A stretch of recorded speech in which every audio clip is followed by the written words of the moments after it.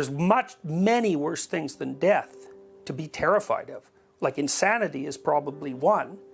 You know, pain, that's a bad one. Long-term pain, that's a bad one. Well, then there's long-term pointless pain.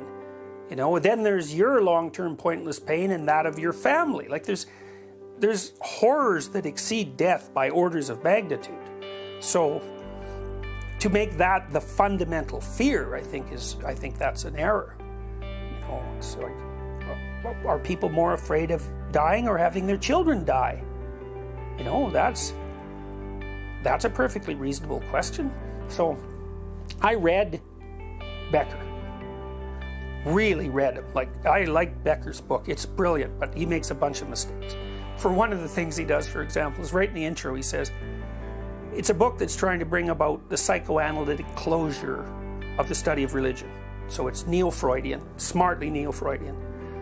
And he wants to explain religion pretty much completely within the psychoanalytic frame. He does a great job. But in the intro he says, well, you might wonder why in a book that's devoted to the last word in psychoanalytic thinking about religion, I never mention Jung. So then he says a bunch of things about Jung. One of them is, I could never understand a single thing he was talking about when he wrote all his works on alchemy. It's like, oh well, that's a problem, because that's where all the information that your book lacks is. All of it. You missed it. It's like, yeah, you're thinking about the hero myth, for example, as a delusion. And, you know, as a hero project, and as something that's only there to stave off the fear of death. It's like, well, you got a good way into the depths, and way farther than most people get, but you missed the next 300 stories. So, and that's too bad.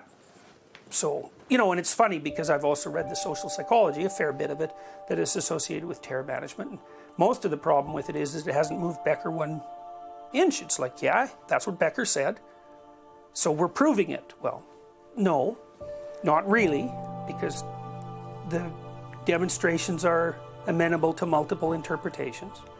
But Becker, he covered it. I mean, it's a brilliant book, but it's wrong. So, right. So on that note, this argument is wrong in what way for people that may not have read Becker, they're not fully aware of terror management theory. Well, because he thinks of everything that we do to contend with mortality as a ruse, you know, and I don't think that's right. Because I don't think that it's necessary to be terrified of death. Now, it's not easy not to be, but, you know, it's fate that, as far as Becker's concerned, is that that's what you're going to be terrified of. It's like, well, I don't think that that's right. I think that people don't have to be terrified of death. It's not an easy state to achieve. It's not like I want to die, although I can certainly imagine things that are worse than that, like no problem. So I think, and this is something Solzhenitsyn laid out in the Gulag Archipelago too, I think there are ways of living that are worse than death. That's why people commit suicide. That's their decision. So obviously hell is worse than death, you know, given how I described it earlier. So it isn't death that's the problem, it's complexity that's the problem. Is that things are beyond us. And because of that, they always exceed what our models tell us they're going to do, or they always transform themselves in some ungainly way so that we don't get what we want. So then the question is, well, how do you best deal with complexity? And the reason I think truth is so useful is because generally it reduces complexity, right? I mean, one of the things that's really useful about trying to say things that you believe to be true is you don't have to remember what you said. It's like, well, what did I say? Well, I don't know, but I was trying to explain things properly. Then you don't have to tear through all your rationalizations and think about what you have to keep track of. Like deceptions, they grow, you know, they're like hydras. So, well, don't do that, okay? Truth, simpler. That's one big advantage. You know, and people can say, well, truth isn't always the answer. Well, there are sometimes you get into a situation that's so awful, you've made so many mistakes that not only would it be very difficult for truth to rescue you, you've already warped your character to such a degree that you couldn't even use it. Well, you've had it. you know, you're off the radar at that point, and nothing short of a miracle would save you. To what degree do you think that, one, the lessons that you've extrapolated and you put into words are easily applied across various cultures that you may not have necessarily addressed in your examination of mythology, right? And I'm challenging you a little bit here, but just because it's an interesting topic. For instance, Islam just doesn't feature at all in the work that you've written as I've read, but it's a hugely important religion on a global scale, and even in countries like Canada. And then there's also the question of, with so many people coming with different specific mythologies or embodiments of the universal mythology that we're discussing, what are this is sort of a unique episode in human history in the sense of just the scale and the rapidity with which people are coming into contact with each other from very different backgrounds. So what do you see as the implications of that, for good or for bad, in a country like Canada? Okay, you mean the fact that people are coming together? Coming together, but from those very different cultural places in which maybe there's a universal mythology that envelops all of them, but the values and the particular embodiments of the mythology that people have grown up with are often very different, and these can clash. I mean, not a tribal. They clash tribally, tribally. I don't mean in the clash of civilizations sort of overblown way, but I'm just saying on a pragmatic level, people are often operating in different psychological space. Yeah, well, to some degree, the issue there is whether or not you can negotiate, right? Because a society, a multicultural society, in many ways is dependent on negotiation. And you know, here's another sort of axiom. It's like tyranny, slavery, and negotiation. Those are your options. You want to be a tyrant? Fine. You want to be a slave? That's an option. But if you don't want to be either of those, you negotiate. Okay, so how do you negotiate? Well, partly you pay attention. So you listen. And so here's another way to think about it. Just like the totalitarian assumes that what he knows will redeem him.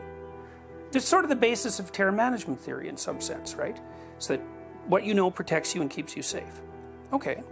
And so you want to tighten that up and you want to make it rigorous and you don't want anything to exist outside of it. Okay. So in some ways you worship the Great Father. That's a way of thinking about it. Here's another way of thinking about it. What you don't know will redeem you. Well, why? Because you already know what you know. And now then you can ask yourself, well, is that enough? And then the answer to that is, well, what's the quality of your life? If the quality of your life is what you want it to be, really, then what you know is enough.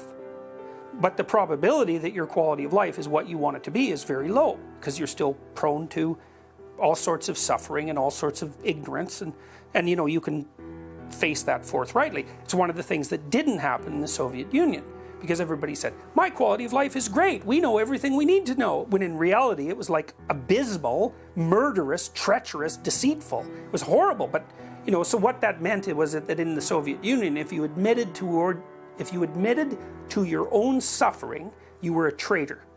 Well, that's hell. So you can't even let your suffering be true, right? Not only do you have to suffer, but you can't even admit it. Okay, so back to listening. It's like, well, if you assume that what you don't know is redemptive, then you can listen. You can listen because you never know. That person might know something that you don't know. And maybe that would be a useful something. You know, and maybe you have something to say that they don't know that would be useful. You know, now there's some presuppositions that go along with that. It's like you have to be willing to meet the other person in the space between cultures. And you have to know how to operate in the space between cultures. And that's part of the hero myth, by the way. If you're a hero of the right form, you know how to operate in the space between cultures. Well, then how do you operate there? Well, I think we know. What makes cultures rich? Trust. What makes trust possible? Honesty. You know, you want natural resources? There's nothing more valuable than trust and honesty. Why is the world poor? Corruption. That's why. All the poor countries, almost all the poor countries are corrupt. Part of the reason they're poor is because they're corrupt. Now, you know, you might say, well, are the Western countries so uncorrupt? It's like, well, they've got their problems, but generally the answer is They're not corrupt. So eBay is a good example of that. You know, because when eBay first emerged, people thought, you send me junk and I send you a check that bounces. So that's the end of eBay, right? So these third party, I can't remember what they're called, agents set themselves up so that you could pay them a fraction of the price, and they would get the check and the product, validate them, and ship them off. And, you know, they'd take 10% or whatever. There's a particular name for people who do that, like it's a profession. Anyways, what happened was the average rate of honesty on eBay was so high that that was useless. It's like the default was, I won't screw you. And that was between strangers who had never met, and even more weirdly, were never going to engage in another transaction. So what that meant was that eBay all of a sudden became insanely valuable because people would trade property. Now, reputation markers soon evolved. But and I do believe that in the West, the default is, you won't screw me. Now, and that means that I can trust your persona. If the default is, you will screw me, then I'm a barrel of snakes and you're a barrel of snakes, and we will never get anywhere. Exactly, but this is, I mean,